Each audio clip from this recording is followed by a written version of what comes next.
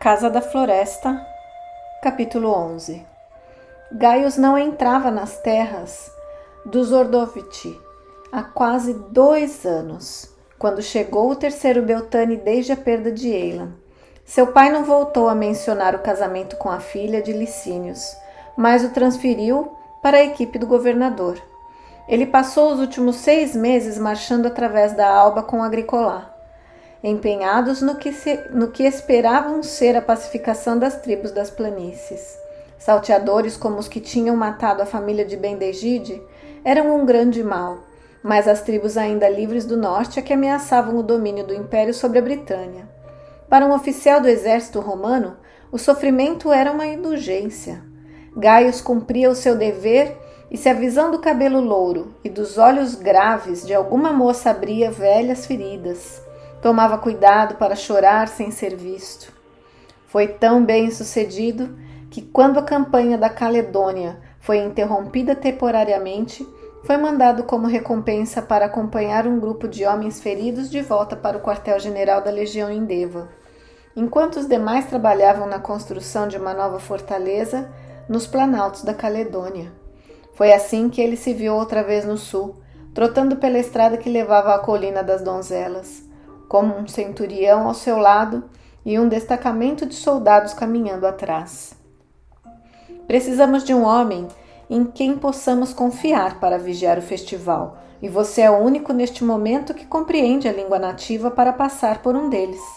Vai ter que enfrentar isso algum dia, rapaz, seu pai disse quando ele protestou. É melhor que seja logo. Quando Gaius viu o topo da colina erguendo-se no mar de florestas e ouviu o mugido do gado, é que compreendeu o quanto seria difícil e puxou as rédeas do cavalo observando, e o centurião ordenou que os homens parassem. Parece bastante tranquilo, disse o centurião. Onde quer que você vá, as feiras são sempre iguais, mas podem ficar feias quando se misturam com a religião. O soldado riu. Gaius já percebera que o homem era tagarela e exigia um mínimo de resposta de sua audiência. Passei meus primeiros 3 anos com as legiões no Egito, um deus para cada dia da semana. Eles tinham a cada um como seu próprio festival. Às vezes ocorriam distúrbios quando 2 procissões se encontravam no meio da cidade. Sim? Gaius perguntou educadamente, embora para ele pouco importasse se o homem servira no Egito ou no fim do mundo. Esse era o portão por onde tinham entrado no local do festival há 3 anos. Ele se lembrava de como a pequena Senara ia pulando na frente deles e rindo. Como antes, estava usando roupas nativas, pois sua missão era verificar a ocorrência de alguma insubordinação durante o festival, mas aquela alegre família com quem tinha ido lá da última vez não existia mais. Como era o Egito? Perguntou rapidamente, tentando evitar as lembranças. Como outro lugar qualquer, respondeu o centurião bocejando. Templos enormes e reis terrivelmente ricos, e enorme pobreza nos mercados, mas era quente, acrescentou e estremeceu. Eu bem que gostaria de um pouco do sol de lá daqui da Bretanha, pois está muito frio e úmido. Gaius olhou para o céu cheio de nuvens. O homem tinha razão, ele não reparara no tempo antes. Pelo menos era uma coisa diferente. Ele achava que não seria capaz de suportar ver o lugar num belo dia de sol. Você não parece importar-se muito com isso, o centurião acrescentou com inveja. Nasceu aqui, não foi? Sou da Etrúria. Está ficando uma raridade hoje em dia encontrar outro latino nas regiões. Eu já servi por outro império. Egito, Espanha, Pártia. A minha corte foi feita em pedaços, em Pártia, e quando me promoveram a centurião, provavelmente foi um dos poucos que sobreviveram, me mandaram para cá. Se Apolo realmente descobriu esse país, não lhe admiro o gosto. Vamos desmontar aqui, Gaius tomou a coragem de repente, e deixar um homem com os cavalos. Não há espaço para eles lá dentro. Ouviram mugidos quando outra leva de gado foi conduzida para dentro, e o centurião gritou uma ordem para os soldados se afastarem, e ele e Gaius recuaram. Não vale a pena ficar debaixo dos cascos deles, acrescentou preguiçosamente. Você está pronto para entrar agora? Gaio suspirou. Ele nunca estaria pronto, mas era um romano e não podia mais fugir das lembranças.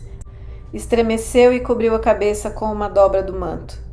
O que está acontecendo aqui, afinal de contas? O centurião perguntou quando passaram pelo portão atrás do gado. É algum tipo de festival para fazendeiros? Eles faziam isso no Egito. Tinham um touro branco enorme que chamavam de Deus. Desfilavam com ele pelas ruas com guirlandas em volta do pescoço e abanavam incenso em cima do gado, até você ficar sufocado, tentando mantê-lo saudável, segundo eles. Aqui atiram ervas no fogo e fazem o gado passar no meio das fogueiras para abençoá-lo, Gaius respondeu.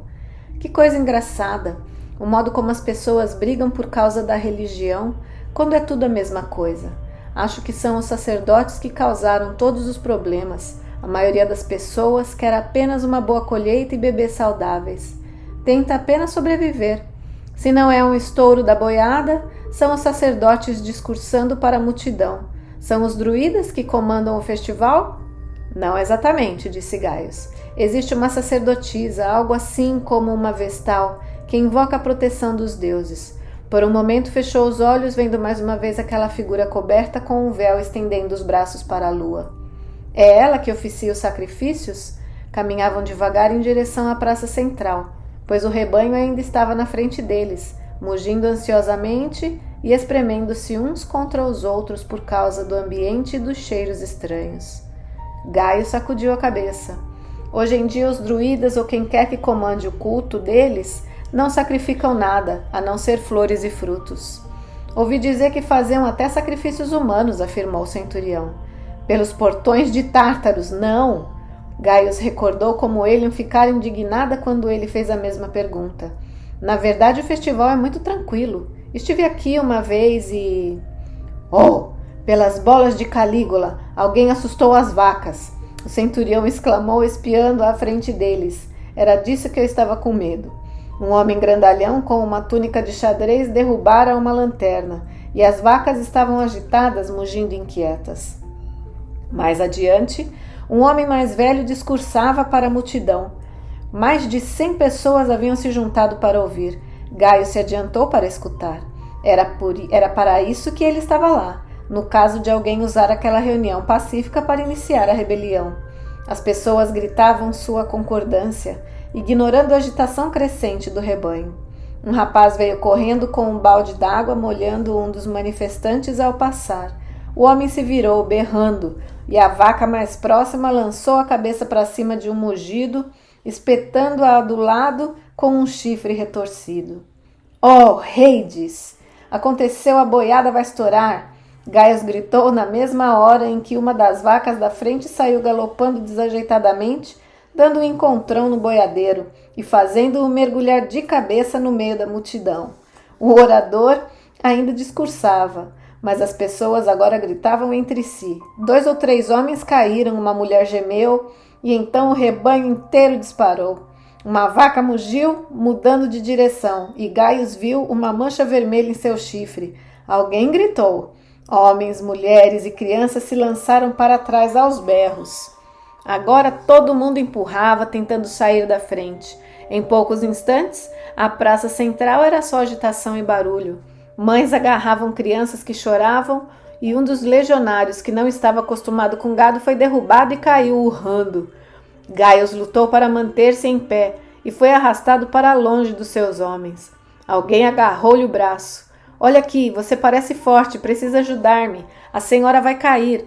Uma mulher alta de cabelos escuros, vestida com uma túnica azul, agarrou o braço de Gaius e puxou-o para a beirada da praça, onde uma mulher idosa, envolta em uma capa azul, caíra em cima de 2 mulheres vestidas com grinaldas de folhas verdes por cima dos véus de linho cru. Gaius estendeu as mãos cautelosamente, e as mulheres depositaram seu fardo nos braços dele. Ele piscou os olhos, reconhecendo a sacerdotisa que invocara a deusa 2 anos antes. Cuidadosamente, ele a ergueu, espantado com a fragilidade do corpo debaixo das pesadas túnicas. A maioria das pessoas tinha fugido, mas o gado ainda corria iradamente. ou amontoando-se em grupos de 2 ou 3, com os chifres abaixados e sacudindo os rabos, mugindo desafiadoramente para qualquer pessoa que tentasse arrebanhá-los. Ali perto jazia imóvel o gigante que sempre acompanhava a sacerdotisa. O que há com ele? Oh, está bem, a sacerdotisa mais velha disse despreocupadamente. Uma das vacas chifrou alguém. Ele não pode ver sangue. Grande guarda-costas Gaius não pôde deixar de pensar. Temos que tirá-la do caminho das vacas, disse alto. Para onde devo levá-la? Por aqui. A mais alta das sacerdotisas assistentes rapidamente mostrou o caminho no meio das barraquinhas destruídas. Gaius arrumou seu fardo de tal modo que a cabeça descansasse em seu ombro, aliviado ao ouvir sua respiração. Ele não queria nem pensar no que seria dele se a suma sacerdotisa de Vernemeton morresse em seus braços. Percebeu um perfume repentino e viu que a sacerdotisa os havia levado para a barraca de um vendedor de ervas. O herbanário, gordo e preocupado, afastou a cobertura para que Gaius pudesse carregar a suma sacerdotisa para dentro. Ele se ajoelhou e deitou-a na pilha de peles que servia para dormir. O lugar era escuro e empoeirado, recendendo ao cheiro fresco das ervas penduradas nas vigas ou arrumadas nas prateleiras dentro de sacos de linho. Gaius endireitou-se e sua capa deslizou para trás. De trás dele veio um grito de surpresa. Ele sentiu o coração bater desordenadamente no peito, vagarosamente, pois de repente precisou de mais coragem do que quando enfrentou um ataque de nativos caledonianos, e ele se virou. A menor das sacerdotisas assistentes havia erguido o véu. De suas dobras sombrias, ele viu Eilan olhando para ele. Sentiu o sangue fugir-lhe da cabeça. O mundo escureceu, depois tornou a clarear quando conseguiu respirar de novo. Você está morta, ele pensou. Você morreu no incêndio. Mas mesmo quando toda a visão falhou, viu os olhos de Eilan brilhando para ele. Sentiu um sopro de ar no rosto e aos poucos foi recuperando os sentidos. É você mesma? Perguntou com a voz rouca. Pensei que tivesse morrido queimada. Eu vi o que restou da sua casa depois do ataque dos salteadores. Ela deu um passo para trás, fazendo sinal para ele segui-la até o fundo da barraca, enquanto as outras sacerdotisas se inclinavam sobre Lianon, e Gaius, com a cabeça ainda rodando, levantou-se e seguiu-a. Eu estava fora, ajudando minha irmã mais velha com o novo bebê, disse com voz baixa para que ninguém ouvisse. Minha mãe e a pequena Senara estavam lá. Sua voz falhou. Então parou e lançou um olhar culpado na direção das outras sacerdotisas. Sob a luz fraca, envolta em vestes pálidas, parecia um fantasma. Ele estendeu a mão para ela. Mal podia acreditar que estivesse ali, viva, sã e salva. Por um momento, seus dedos roçaram no linho frio. Depois ela se afastou. Não podemos conversar aqui, ela disse ofegante, mesmo você estando de uniforme. Eilan, ele retrucou, quando poderei vê-la? Isso não é possível. Sou uma sacerdotisa da Casa da Floresta e não tenho permissão. Você não tem permissão para falar com um homem? Uma vestal, pensou. A moça que eu amo não é tão proibida quanto se fosse uma vestal. Não é tão mal assim, disse com um ligeiro sorriso, mas você é um romano e sabe que o meu pai iria dizer. Sei mesmo, afirmou após um momento e depois pensou no que o seu pai diria. Será que o prefeito deixara o filho sofrer, sabendo que não havia necessidade? Junto com o assombro pela presença dela, sentiu uma súbita raiva. Olhando nos olhos cor de avelã de Eilan, compreendeu de súbito que desde que havia partido da casa de Ben-Degid, não se sentia tão vivo. Ela se mexeu inquieta. Dieda está olhando para nós e pode tê-lo reconhecido. E Cailian, a sacerdotisa mais velha. Eu me lembro de Dieda. E preciso voltar para junto do meu centurião. Deuses, estou feliz por você estar viva. Falou, mas não se moveu. As outras sacerdotisas estavam olhando para eles agora e ela levantou a mão num gesto de bênção. Eu lhe agradeço, disse uma voz só um pouco trêmula. Lianon é pesada demais para uma de nós carregá-la. Se você vir Hu e ele estiver recuperado, poderia mandá-lo para cá? Para mantê-lo a salvo das vacas, respondeu ele, e foi recompensado por um rápido sorriso.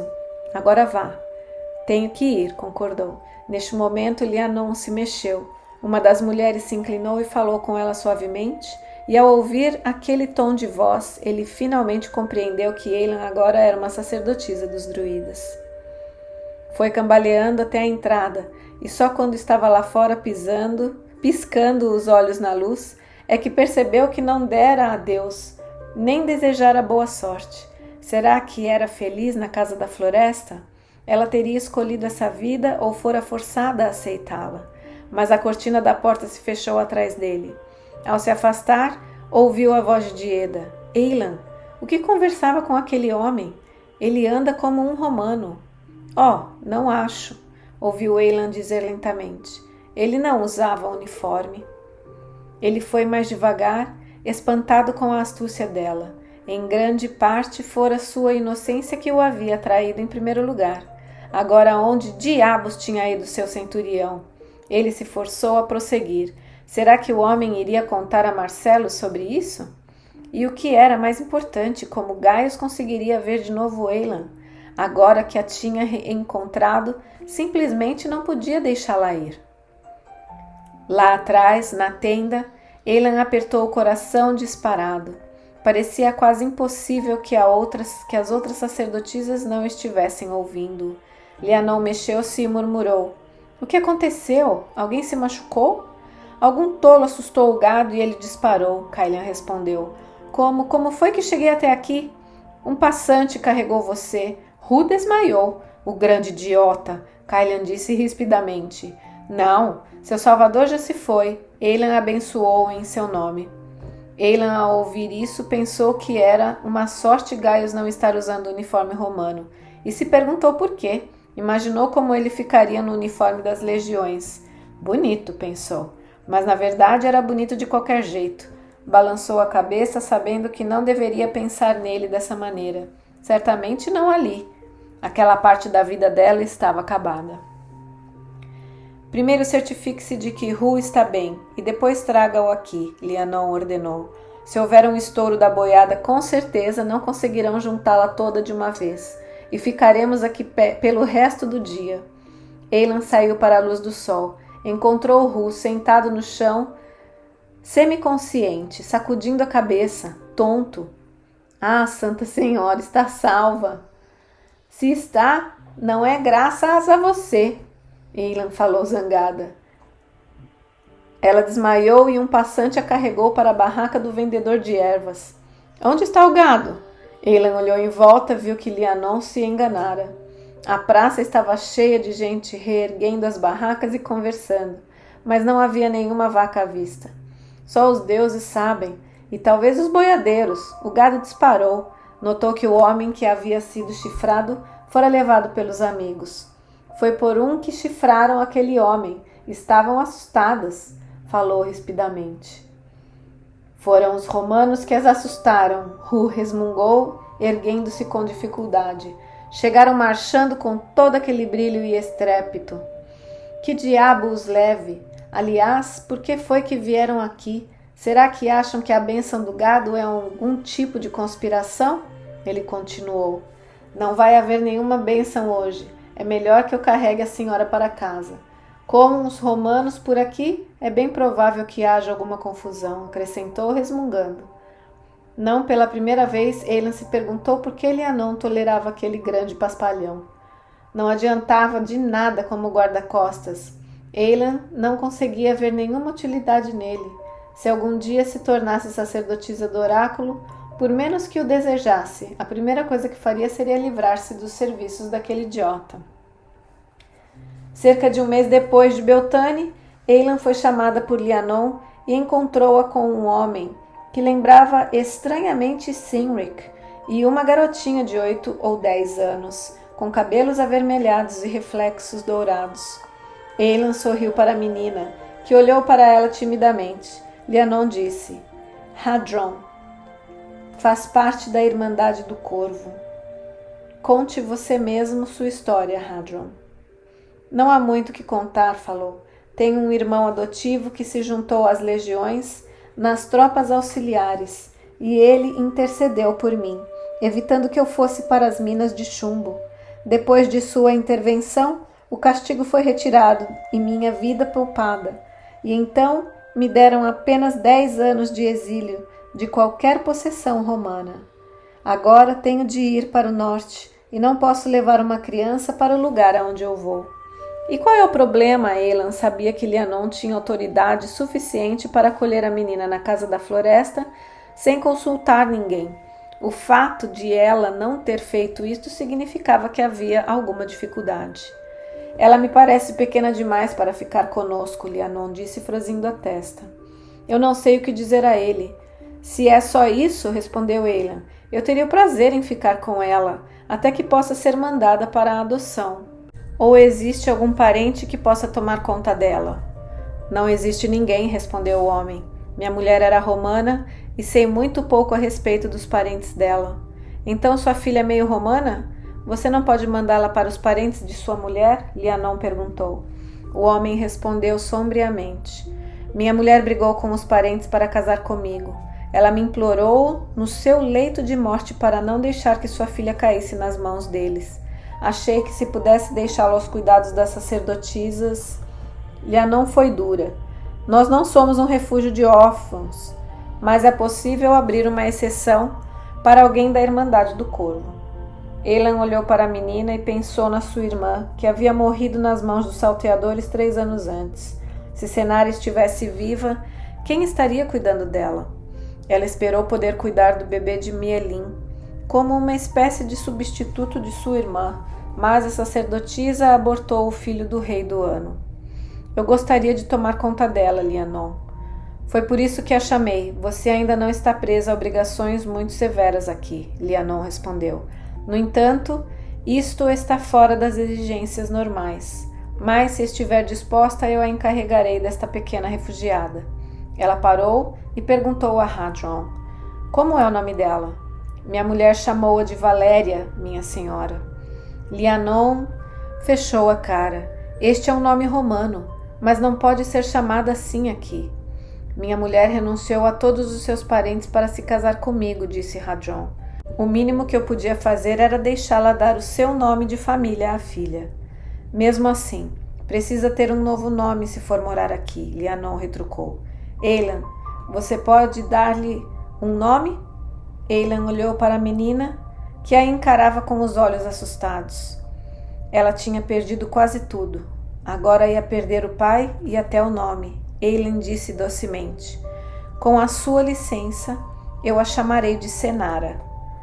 Assim está bem, aceitou Lianon. Agora vá, encontre um lugar para ela dormir e roupas apropriadas. Quando chegar na idade certa, poderá tornar-se sacerdotisa, se assim o desejar. Depois que Hadron partiu, Elan olhou mais uma vez para a menina que olhava enlevada para a senhora. Sinto muito dar-lhe esta responsabilidade, Elan. Nunca tive que lidar com uma criança tão pequena. O que vamos fazer com ela? Disse Lianon. Talvez possa transmitir recados. Elan pôs o braço em volta da garota e sorriu. Lianon concordou. Já que não fez os votos, talvez possa levar mensagens para fora de nossos muros. Ela é pequena demais. Mas, se você não se sente muito à vontade em tê-la aqui, talvez devêssemos indagar junto aos romanos. Elan sugeriu. Apesar do que Hadron disse, os parentes da mãe dela podem querer ficar com ela. Deveríamos ao menos indagar. É uma boa ideia. Lianon concordou um tanto vagarosamente, já que com atenção em outra coisa. Cuide disso, Elan, por favor. A mãozinha agarrou a dela, confiante, e o aperto que sentia no seu coração desde que perdera a irmã começou a desfazer-se. Ao atravessarem o pátio, perguntou à menina.